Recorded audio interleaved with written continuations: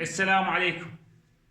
نشرت فيديو التردد قناة عراق الحدث اللي تنقل مسلسل بيت الطين الجزء الخامس، وجتنا عليه بعض التعليقات من بعض الأخوة المتابعين. مثلا الأخ ميثم العراقي المحترم يقول هذا تردد يطلع ما بي إشارة عندي ليش. والأخ أحمد محمد المحترم يقول أستاذ ما جاي تطلع القناة والبقية كلهن بيهن إشارة قوية، أتمنى تساعدني. صار أساعدكم بعيوني، هذا الفيديو أنا مسويه لعيونكم.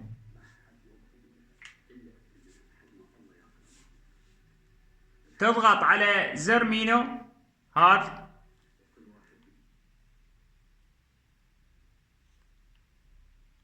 تضغط على التركيب، إعدادات الطبق، تجي هنا طاقة اللاقط. طاقة اللاقط حاليا تشغيل، مثلا نسويها 13 بي وتشوف القناة ظهرت أو لا، تسويها 18 وتشوفها هكذا لحد ما تظهر عندك القناة.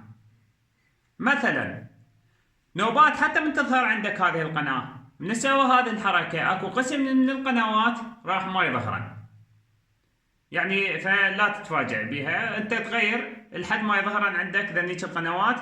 او اذا ما ظهرن او ما انحلت عندك المشكلة تسوي اعادة ضبط المصنع للستلايت، الجهاز الستلايت، او فورمات او ترسيت، هو مكتوب اعادة ضبط المصنع. فالفيديو مال اعادة ضبط المصنع تلقونه بالوصف اسفل هذا الفيديو. اتمنى اكون فدتكم بهذه المعلومة، ولا تنسون بلايك للفيديو، اشتراك للقناة. في امان الله.